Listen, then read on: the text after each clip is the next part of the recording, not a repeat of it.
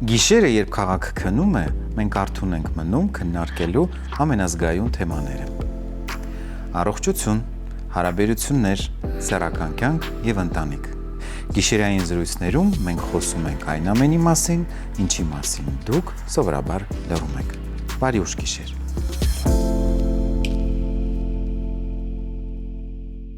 Մեր հասարակության մեջ կան թեմաներ, որոնց վրա դրված է ամոթի կնիքը։ Դրանցից մեկը սեռական կյանքն է տարեց հասակում։ Այսօրվա գիշերային զրույցի իմ հյուրը թերապևտ ծերաբույժ Լամարա Մանուկյանն է եւ մենք խոսելու ենք շատերի համար անսպասելի, բայց շատ հետաքրքիր ու կարեւոր թեմայի մասին։ Տիկին Լամարա, բարի ուշ գիշեր, շնորհակալ եմ, որ մեր հյուրն եք։ Բարի ուշ գիշեր, Բժիշկ Շահրամանյան, շատ շնորհակալ եմ հրավերի համար, միշտ հաճելի է ինձ ձեր հաղորդումներին ներկա գտնվելու։ Տիկին Մանուկյան, հաճախ է հնչում արտահայտությունը սեքսը ջահելների համար է, սեքսը երիտասարդների համար է, ու արդեն այդպես թևավոր խոսք է դարձել։ Վերջի, բժշկության տեսանկյունից կա որոշակի սահման, այդ սեքսում համար է, միայն ջահելների համար է, թե որոշակի ինչ-որ սահմանաբաժին կա, որից հետո ասում են, չի կարելի ուժ մեծ այդ տարիքից հետո։ Գիտեք, շատ կարևոր թեմայի շուրջ ենք այսօր խոսելու եւ շատ երկար եմ սպասել, որ այս թեմայի շուրջ խոսվի, որովհետեւ շատ փակ թեմա է, ամոթալի թեմա է, անհարմար է դա քննարկելու, հատկապես եթե մենք խոսում ենք տարեցների հետ, ասում են ոնց թե ինչ եք ասում, ինչի մասին է խոսքը, դա երբեմն նույնիսկ փակված է, ամոթանքին արժանացնում։ Բայց ի ուրախություն մեզ բոլորիս եւ հատկապես տարեցների, ես ուզում եմ, որ միայն տարեցներ բառը չհնչի, նաեւ ծերերի եւ նաեւ երկարակյացների, հիմա երբ որ ես հնչեցնեմ ստատիստիկ տվյալները, մենք կտեսնենք, որ անգամ երկարակյացը կարող է ունենալ սեռական հարաբերություններ։ Ինչը շատ հրաշալի է։ Շատ հրաշալի է, այո։ Ասեմ միանգամից, որ սեռական կյանքը ոչ միայն չի կարող լինել, ոչ միայն ամոթալի է, այլ հակառակը սեռական կյանքը շարունակվում է, ինչպես մեր բոլոր օրգան համակարգերը ծերանալով շարունակում են գործել, այնպես էլ սեռական ոլորտը շարունակում է գործել։ Իհարկե կան առանձնահատկություններ, մենք դրա մասին այսօր կխոսենք, բայց չունի սահմանափակում եւ չկա ավարտ։ Չկան որևէ սահմանված տարիքային թվեր, որ ասենք այստեղ ավարտվեց սեռական կյանքը եւ վերջ, մենք դրա հետ պետք է հարմարվենք։ Օրինակ, եթե բերեմ համեմատական ռեպրոդուկտիվ շրջանը, ինչ որ մի ժամանակ հետո ավարտվում է, բայց չնայած կան բացառություններ, որ մարդիկ շատ ուշ տարիքում են, ծնող դառնում, երեխա ունենում, բայց ամեն դեպքում ռեպրոդուկտիվ ֆունկցիան ավելի շուտ կարող է մարել, բայց սեռական ֆունկցիան եւ հորմոնային ֆունկցիան շատ դանդաղ է մարում։ Եվ այդ իսկ պատճառով մենք պետք է հասկանանք, որ այսօր տարեցի սահմանումը 60+, 60-ից 74 տարեկան տարեցներն են, ասեմ, որ հարցումների արդյունքում մենք ունենք, որ 65% 60 տարեկանից բարձր տարեցները ունեն ակտիվ սեռական կյանք։ Անպայման էստեղ բացեմ փակագծերը, ինչա նշանակում ակտիվ սեռական կյանք, այսինքն սեռական կյանքը շաբաթական 2-3 անգամից մինչև ամսական 2 անգամը տարեցի համար համարվում է ակտիվ սեռական կյանք, կարծում եմ կհամաձայնեք ինձ հետ։ Լիովին եւ նույնիսկ թույլ տվեք նաեւ մեր դիտարկումը ներկայացնեմ, երբ որ դիմում են մեզ 60+ տարիքային խումբը, մի քիչ կաշկանդված իհարկե, ելնելով որոշակի նախապաշարմունքներից, առաջինը ինչ որ հարցնում են, ասում են բժիշկ ջան, հնարավոր կլինի ինչ որ մի բան այս տարիքում, ես միշտ ասում եմ, դա դեռ հələ այն տարիքը չի եւ տարիքը խոչընդոտ չի, ամեն տարիք ունի իր առանձնահատկությունը, իր հնարավորությունները, ինչ որ դուք փաստեցիք ձեր խոսքում։ Եվ տեսեք 75-ից բարձր մինչև 90 տարեկան մարդիկ ունենում են իհարկե տղամարդիկ ավելի շատ սեռական այսպես ցանկության եւ ֆունկցիայի պահպանման ավելի շատ է իրանց մոտ, քան կանանց մոտ եւ իրենց մոտ 20-25% ունեն սեռական կյանք, իսկ 11% 90-ից բարձր։ Պատկերացրեք։ Իհարկե ես կարծում եմ, որ թիվը երկարակյացների շատ չի, դրա համար էլ նաև տոկոսային հարաբերությունը ակտիվ սեռական կյանքի բարձր չի, բայց ամեն դեպքում հիմա ինձ երևի հեռուստադիտողները լսելիս կասեն 90 տարեկանը ինչ սեռական հարաբերություն կարող է ունենալ, միասին երևի պետք է պարզենք, որ սեռական կյանքը դա միայն հենց բուն հարաբերությունը չի եւ միջսեռային հոգեհուզական, տակտիլ, հա, ջերմային կամ շփումները, որոնք բավականություն են պատճառում այս կամ այլ տիպի բավականություն, դա հենց կա սեռական կյանք եւ վերջապես սեռական հարաբերությամբ չէ միայն որ կարելի է հասնել սեռական բավարարվածության, այս է շատ տարբեր փոխարինող տարբերակներ, որոնք այդ տարիքում խրախուսելի են, կիրառելի են եւ զույգը պարտադիր իհարկե ընտրում է մասնագետի հորդորով ելնելով թե զուգակցող ինչ այլ հիվանդություններ ունի կամ չունի, որպեսզի ստանան այն հոգեհուզական բավարարվածությունը, որը իրենց պետք է եւ այո դուք ճիշտ նշեցիք սեռական հարաբերությունը դա միայն բուն սեքսը չի, կան փոխարինող տարբերակներ, որոնք այդ տարիքում իրենք կարող են կիրառել եւ ստանալ կամ մեկը մյուսին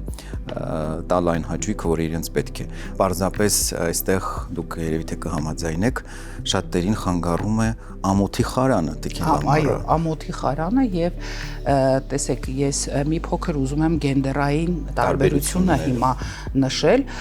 տեսեք, տղամարդկանց համար սեռական ֆունկցիայի տարիքային անկումը մենք գիտենք, որ սեռական ֆունկցիան ապահովում է սեռական հորմոններով եւ ամենաթակավոր հորմոնը դա տեստոստերոնն է։ Այո, բնականon նա նվազում է եւ ասեմ, որ մեր տեստոստերոնը ոչ միայն ապահովում է սեռական ֆունկցիան տղամարդկանց մոտ, այլ նաև կոնվերտացիա է ենթարկվում էստրոգենների կանանց մոտ, այսինքն փոխակերպվում է, հա, որպես էստրոգեն կանանց մոտ, այսինքն ինչպես տղամարդու կողից ծնվեց կինը, այնպես էլ տեստոստերոնից ծնվեց էստրոգենը եւ տվեց կանացի հորմոնների այդ մեծ այսպես ծավալը, որը որ ապահովում է մեր կանացիությունը եւ կանացի ցանկությունները։ Բացի դրանից էլ երրորդ կարևոր հանգամանքը մենք գիտենք, որ տեստոստերոնը ապահովում է նաև մկանային ֆունկցիայի եւ տարիքի հետ քաշը, մկանային զանգվածի քանակը եւ տեսեք տարիքի հետ որ նվազում է տեստոստերոնը, նվազում է ոչ միայն սեռական ցանկությունը, այլ մկանային ակտիվությունը եւ մարդիկ այդ պատճառն էլ է, որ փորձում են հրաժարվել սեքսից, այսինքն սեքսը իրենց համար դառնում է ավելի այսպես աշխատանք, բարդ ֆիզիկական աշխատանք, որը մի քիչ դժվարանում են կատարել։ Դրա համար մենք անպայման պետք է խրախուսենք, որ շատ կարևոր է մենք բազմիցս ասել ենք առողջ ապրելակերպ եւ այլ, բայց ֆիզիկական ակտիվությունը, այն մարդիկ, որոնք պահպանում են 60 տարեկանում ֆիզիկական ակտիվությունը, 65 տարեկանում, 75 տարեկան, այն ես այսպես ուղիղ համեմատական ասում եմ, այն տղամարդը, որը առավոտյան արթնանում է եւ մի փոքր մարմնամարզություն է անում կամ մի փոքր թեկուզ տանը, ինքը անպայման երեկոյան կլինի նույնպես ավելի ակտիվ, այդ նույն սեռական մարմնամարզության տեսքով սեռական կյանքը կվարի երեկոյան։ Սա շատ ուղիղ համեմատական է։ Իսկ գենդերային տարբերությունը ասեմ, որ տղամարդիկ երբ որ ունեն սեռական ֆունկցիայի անկում, սա էկզիստենցիոնալ տագնապ է։ Այսինքն իրենց մոտ սեռական կյանքի խոճապ, այո, շատ կանայք կհամաձայնեք ինձ հետ ավելի հանգիստ են համակերպվում այդ մարման հետ,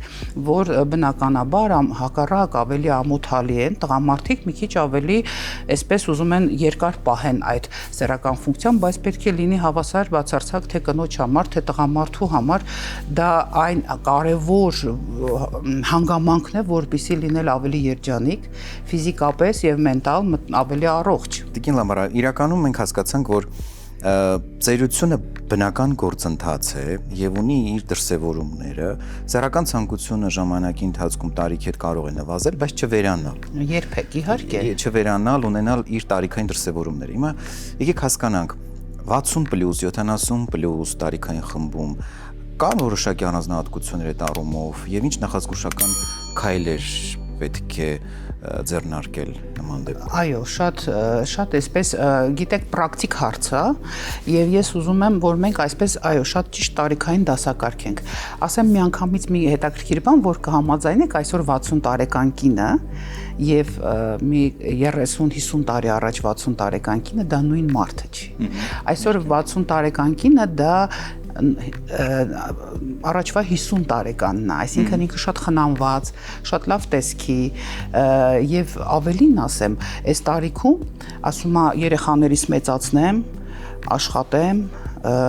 ստեղծեմ,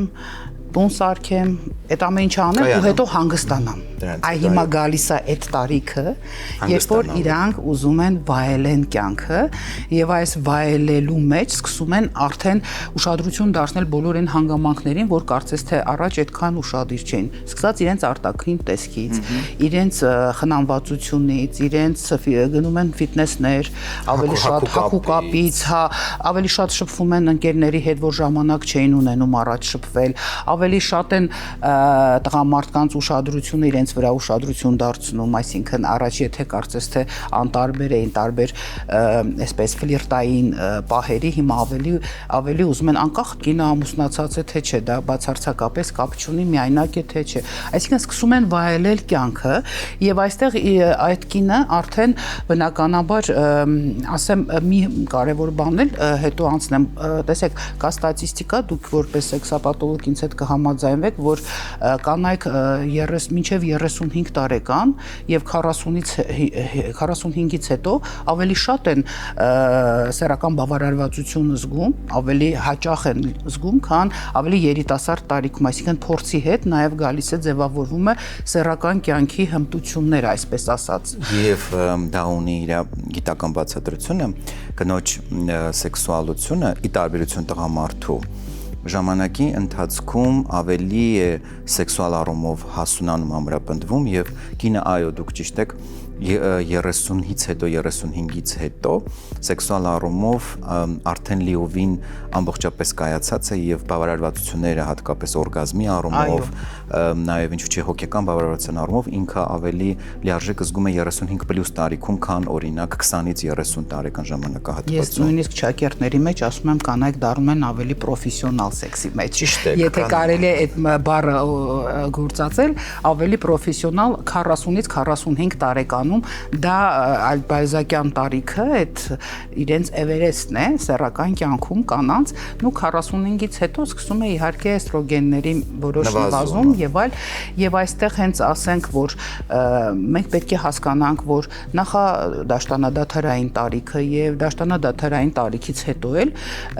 այդ հորմոնները միանգամից չեն վերանում։ Իրանք կամած նվազում են եւ այսօր այդի ասած քաղաքակիրթ կինը շարունակում է հորմոն փոխարինող թերապիան օգտագործել, որպեսզի ավելի երկար մնալ երիտասարդ չի, որ բացի սեռական կյանքից իրեն պետքա որ մաշկը գեղեցիկ լինի, ձիգ լինի եւ այլ իրեն պետք է որ ինքը ավելի կառուցվածքով ավելի ամրակազմ լինի, ավելի սլացիկ լինի, գիտեք, ուժագրավ լինի տղամարդկանց, այո, եւ շարունակում են հորմոն փոխարինող թերապիան եւ հիմա եթե առաջ դրա մասին խոսում ենք, ասում են, չի կարելի դա անել, որովհետեւ կրծքի քաղցկեղը առաջացնում եւ այլ, եթե այսօր ստատիստիկ տվյալները արդեն մեզ փաստում են, եթե այո կրծքի քաղցկեղի վտանգը կա 0.0, չգիտեմ քանի տոկոս, ես հիմա վստաթիվը չեմ ասի, բայց 0-ներով է այդ տոկոսը, բայց հորմոն փոխարինող թերապիան 57% բարձրացնում է սեռական կյանքի ակտիվությունը, ցանկությունը եւ այդ հորմոնալ դիսբալանսը կարգավորում է ներդաշնակ հորմոնային փուլով անցնում են դեպի ծերացման շրջանը։ Այսա շատ կարևոր է, որ մենք արդեն այդ մշակույթ հետ գիտակցությանը հասել ենք եւ շատ կանայք այսօր առանց խուսափելու առավել եւս որ մենք շատ ունենք այդպես բնական դեղեր, խոտաբույսային խառնուրդներ, հա, հենց մեր հետ կլիմակտերիկ շրջանում մենք առաջարկում ենք եւ շատ բավական բավականին լավ արդյունք են տալիս։ Ավելին ասեմ, հետ կլիմակտերիկ շրջանում կանայք եւ տղամարդիկ էլ դառնում են ջրագրգիռ, դառնում են ավելի զգայուն, սկսվում են դեպրեսիվ նոտաներ, մենք գիտենք, չէ, բոլորս։ Իսկ երբ որ զարկերակային ճնշման տատանումներ, սիրտանոթային հիվանդություններ եւ որպեսզի այս ամբողջ շարանը չլինի, շատ լավ փոխարինում է այ մեր հորմոն փոխարինող թերապիան։ Մի բան էլ ավելացնեմ, ինչ պետք է անել, որպեսզի պահպանել սեռական կյանքը, գրագետ, քանի որ ինքը միևնույնն է չի վերանալու, բայց մենք պետք է օգնենք իրան պահպանել, գրագետ օգնենք, որ ինքը պահպանվի ավելի որակյալ։ Եթե մի բանը կարելի է որակյալ պահպանել, ինչի թողնել ինքնահոսով, թե այդ սեռական կյանքը ինչպես կլինի։ Այ մենք պետք է այդ հայկական մի հատ այսպես մենտալիտետի մի այսպիսի նոտա կա, որ մենք անդադ թողնում ենք ինքնահոսի, թողնում ենք դանակը ոսկորին հասնի, այ ոչ, ինչպես որ կունենաք հարգելիներս, ասենք, տեսողության տարիքային փոփոխություն, լսողության տարիքային, այնպես էլ սեռական խնամքի կարիք այո, օկուլիստին աչքի բժշկին կդիմենք, ականջի բժշկին կդիմենք, հա, բայց չգիտեմ, սրտաբանին կդիմենք, բայց ինչի չենք դիմի, այո, պետք է դիմել, որպեսզի դրանք ամբողջը կարգավորվի եւ տեսեք շատ կարեւորը ինչն է։ Իհարկե, մենք պետք է իմանանք մի քանի կարեւոր ֆիզիկական, սոմատիկ խոչընդոտներ, որոնք կարող են բացի հորմոնալն ասեցինք, բնական մեր հորմոնները, էստրոգենները, տեստոստերոնները նվազեցին, հասկացանք, դա փոխարինեցինք հորմոն փոխարինող թերապիայով, բայց ունենք նաև ֆիզիկական սոմատիկ հիվանդություններ, որոնք կողքից խոչընդոտում են ակտիվ եւ որակյալ սեքս ունենալու համապատասխան այդ տարիքին։ Ես միշտ ասում եմ, ամեն ինչը պետք է լինի համապատասխան այդ տարիքի։ Տարիքային կան չափանիշներ բնականաբար։ Հիմա առաջինը իհարկե մենք գիտենք այդ աթերոսկլերոզն է։ Դա գեներալիզացված աթերոսկլերոզը, սիրտանոթային հիվանդություններ, ինչպես խոլեստերինային վահանիկը կուտակվեց սրտի անոթում, այնպես էլ սեռական անոթներում կկուտակվի եւ տղամարդկանց մոտ մենք ունենանք գերարյան լցման խնդիր եւ բնականաբար դրանից տուժվում է էրեկցիա։ Այսինքն խախտվում է սեռական օրգանների արյունամատակարարումը եւ բնականաբար էրեկտիլ դիսֆունկցիա է լինում, այսինքն նորմալ սեռական հարաբերություն արդեն չի կարող լինել։ Դա մեկ անպայման պետք է դիմել սրտաբանին, թերապևտին, որպեսզի հասկանանք մենք ինչպիսի լիպիդային պրոֆիլ ունենք։ Անպայման պետք է երկրորդը դա զարկերակային գերճնշումն է, որի հիմքում նորից ընկած է, հա, աթերոսկլերոզը, արյան մակարդելության խնդիրները, եւս պետք է անպայման զարկերակային գերճնշումը կարգավորել, որտեղ բարձր զարկերակային գերճնշումը իհարկե խոչընդոտ է որակյալ սեռական կյանքի, առավել եւս կարող է բարձր զարկերակային գերճնշման ժամանակ սեռական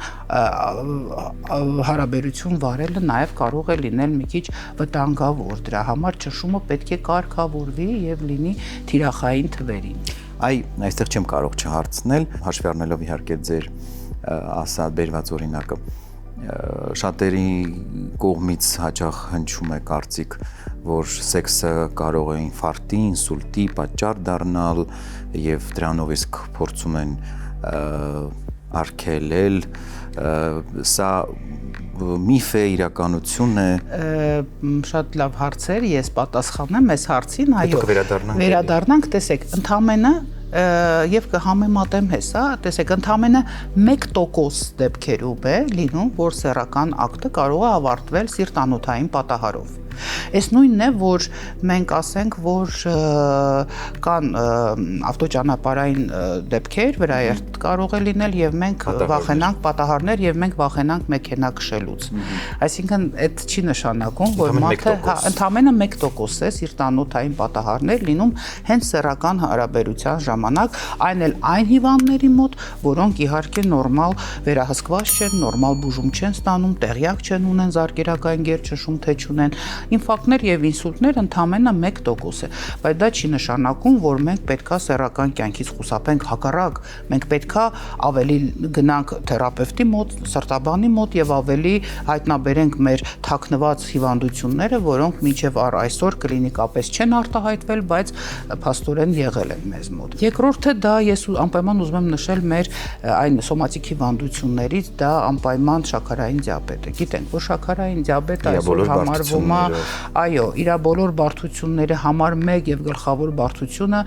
միկրոանոթների, համազանոթների ախտահարումն է, դիաբետիկ ախտահարումը, դիաբետիկ միկրոանգիոպաթիաները, ինչու՞ չէ նաեւ դա անմասն չի թողնում սեռական ոլորտը, դե բնականաբար եւ դրա համար այո, դուժում է սեռականը, դրա համար մեր կարևոր խնդիրը այստեղ որն է, ճիշտ կորեկցել շաքարը արյան մեջ, պարտադիր եռամսյա հետևումներով, իհարկե գլիկոլիզացված հեմոգլոբինով եւ այլ, որպեսզի մենք կարողանանք ունենալ երկար պահենք սեռական ֆունկցիան ակտիվ։ Երրորդ կարևոր խնդիրը մեր հոդային խնդիրներն են, օստեոարտրիտները, տարիքային մենք գիտենք, եթե մեր հիվանդները երիտասարդ տարիքում ունեցել են ռևմատիզմ կամ ռևմատոիդ արտրիտ, իրանք հետո տարիքի հետ ձևափոխվում են եւ դառնում օստեոարտրիտ։ Կարող են չունենալ բորբոքային հիվանդություններ, շարակցական հյուսվածքի, բայց մեծ տարիքում արդեն ունենալ դեգեներատիվ փոփոխություններ։ Դա տարիքային դեգեներատիվ ոսկրի եւ աճառի փոփոխություններն են, որոնք անխուսափելի են։ Կարելի է խուսափել նորից միայն ֆիզիկական ակտիվությունը պահելով, բայց քանի որ ֆիզիկական ակտիվությունը միշտ նվազ է, մենք աշխատում ենք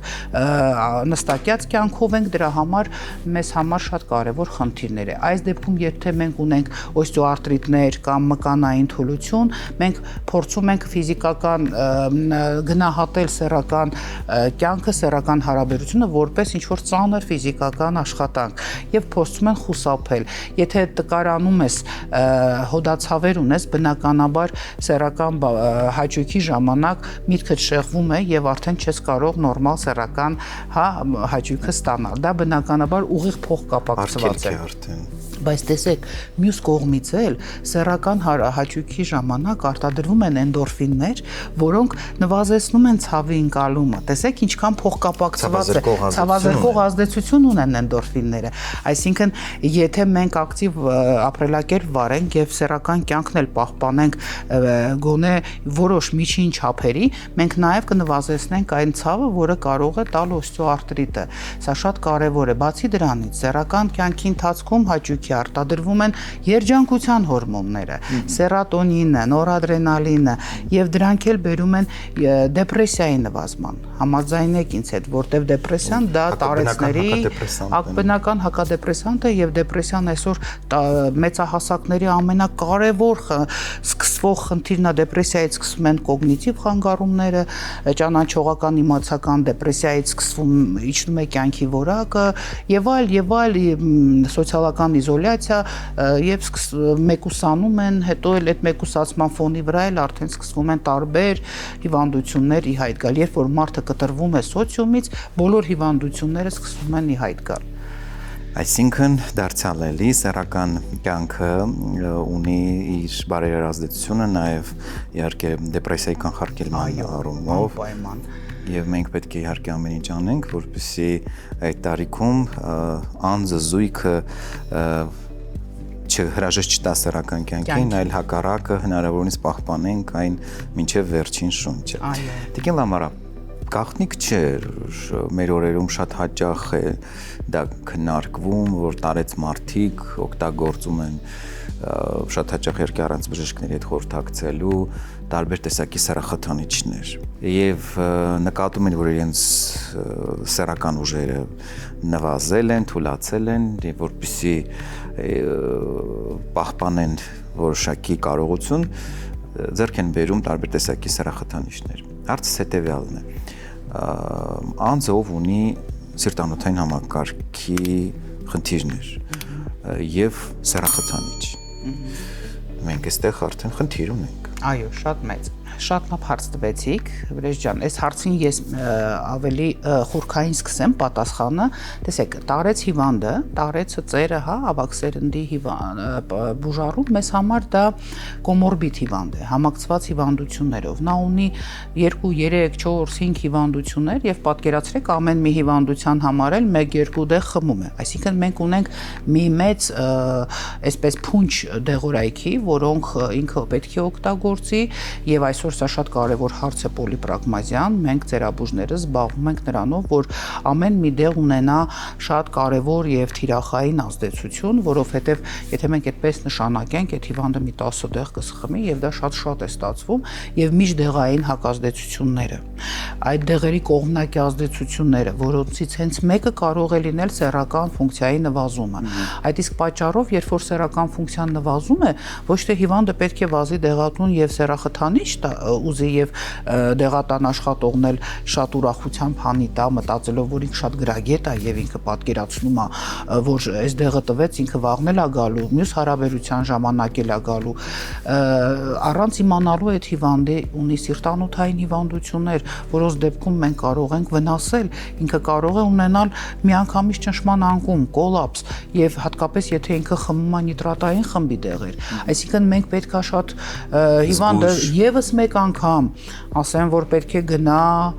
սեքսապաթոլոգի հետ, համատեղ թիմային աշխատանք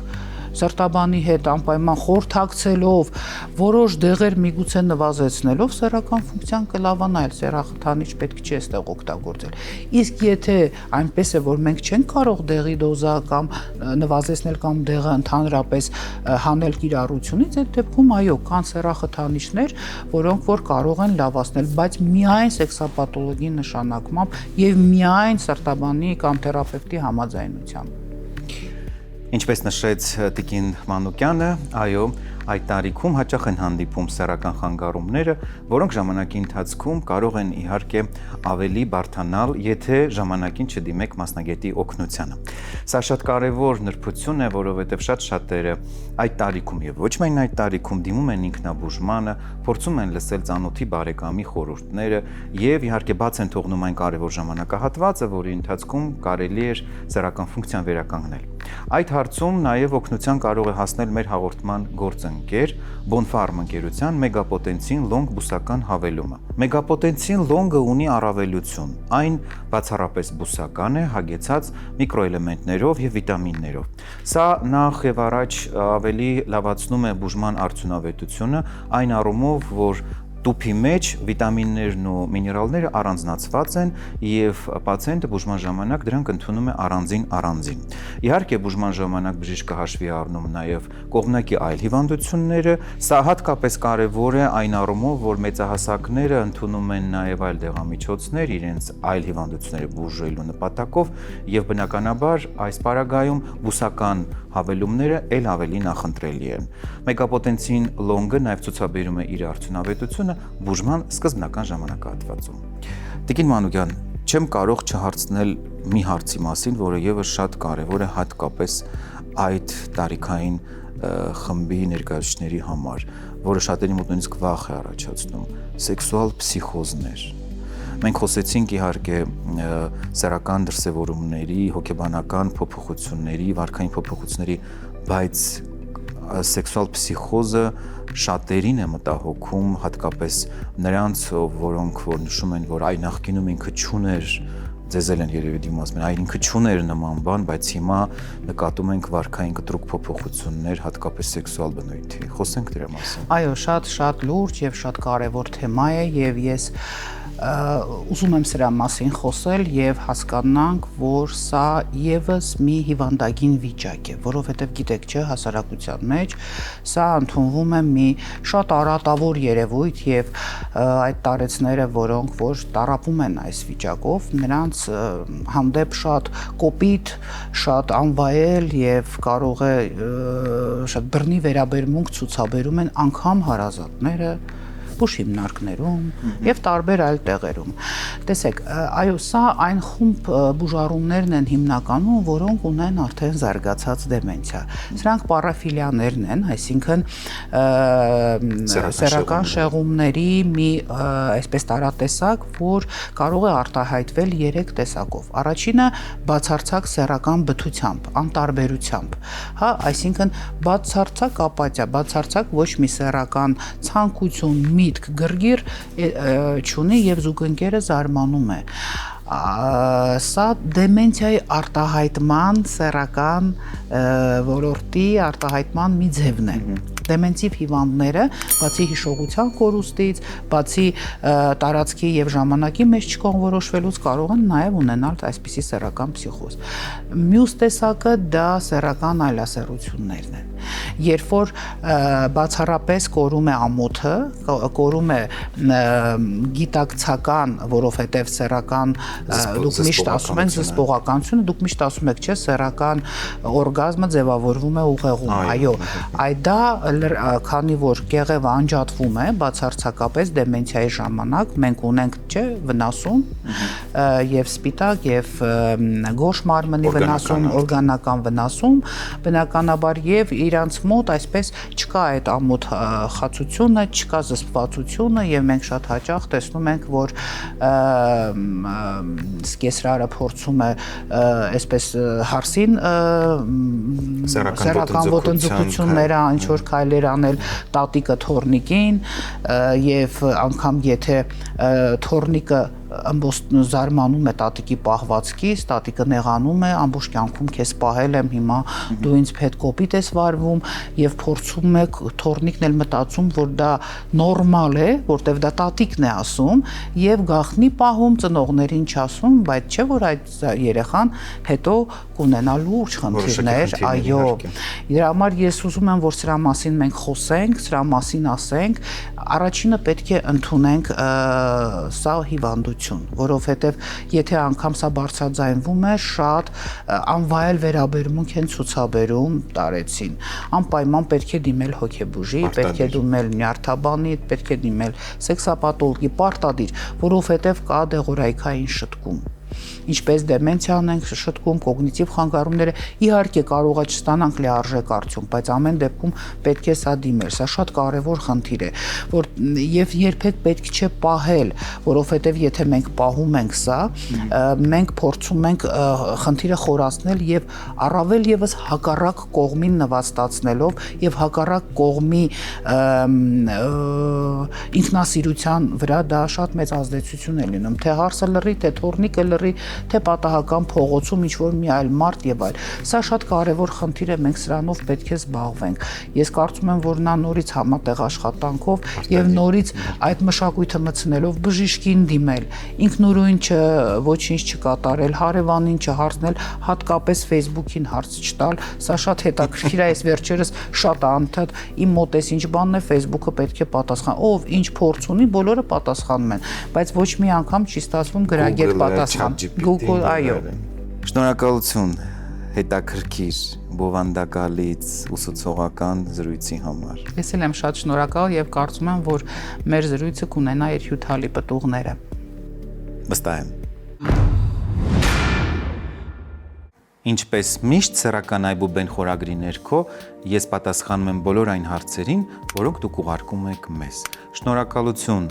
մեզ վստահելու եւ ակտիվություն ցուցաբերելու համար։ Մենք դա անչափ կարևորում ենք։ Իսկ այժմ թույլ տվեք ընթերցել հարցը։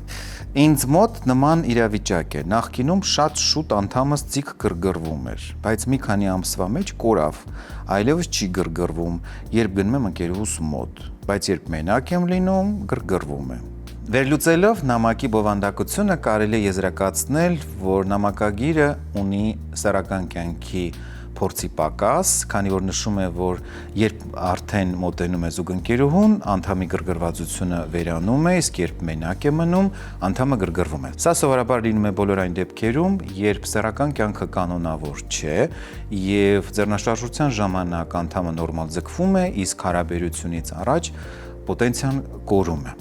Բացի այդ, այստեղ կարող է դեր ունենալ նաև լարվածությունը, որպես կանոն, այն տղամարդիկ, որոնք հարաբերությունից առաջ ինչ-ինչ պատճառներով անհանգստանում են, լարվում են, պոտենցիան կարող է նվազել, բայց երբ արդեն մենակ են եւ ուզում են զբաղվել ձեռնաշարժությամբ, պոտենցիան նորմալ արտահայտվում է։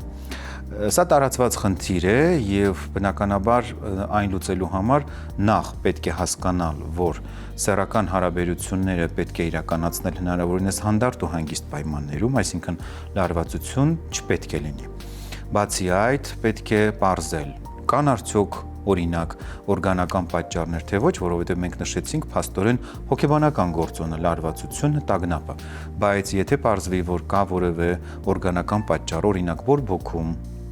սեռավարակ, արյան շրջանառության խանգարում, ապա սա եւս պատճառ է, որը կարող է խորացնել խնդիրը։ Նման դեպքերում պարտադիր պետք է մանրակրկիտ վերլուծել խնդիրը, անցկացնել սեքսոլոգիական խորհրդատվություն եւ ամբողջական պատկերը բարձելուց հետո արդեն նշանակել համապատասխան հետազոտություններ ու դրանից հետո արդեն ունենալ ամբողջական ինֆորմացիան։ Բուժման կուրսը նշանակելուց առաջ շատ կարևոր է պարզել, թե որքան կանոնավոր կամ անկանոն են հարաբերությունները, որովհետև անկանոնությունը նույնպես բերում է սեռական պոտենցիայի նվազման։ Բուժման ժամանակ ընդգրկվում են տարբեր տեսակի դեղամիջոցներ, օրինակ արյան շրջանառությունը լավացնող, վիտամինային, բուսական ծագում ունեցող, անհրաժեշտության դեպքում նաև դրանց համակցված ընդունման ժամանակ սեռական ֆունկցիան հնարավոր է լինում ամբողջապես վերականգնել։ Շատ կարևոր է նաև հաշվի առնել, թե զուգակցող հիվանդություններից որոնք են եղել նախկինում եւ արդյոք այն ամբողջապես բուժվել են, թե ոչ։ Եթե անհրաժեշտություն է լինում, բուժման մեջ անպայման ընդգրկվում է նաև ֆիզիոթերապևտիկ մեթոդը, որի ժամանակ ֆիզիոթերապիայի միջոցները կիրառելով լավացնում ենք արյան շրջանառությունը կոնքի խոռոչում։ Տղամարդու սեռական խանգարումները բուժելու համար կարող են օգտակար լինել նաև մեր հաղորդման գործընկեր Հայսամ ընկերության դեղամիջոցները՝ տադաֆորտը եւ դապոքսեցինը։ Տադաֆորտը նախատեսված է պոտենցիայի բուժման համար, դապոքսեցինը վաղաժամ սերմնաժայթքման բուժման համար։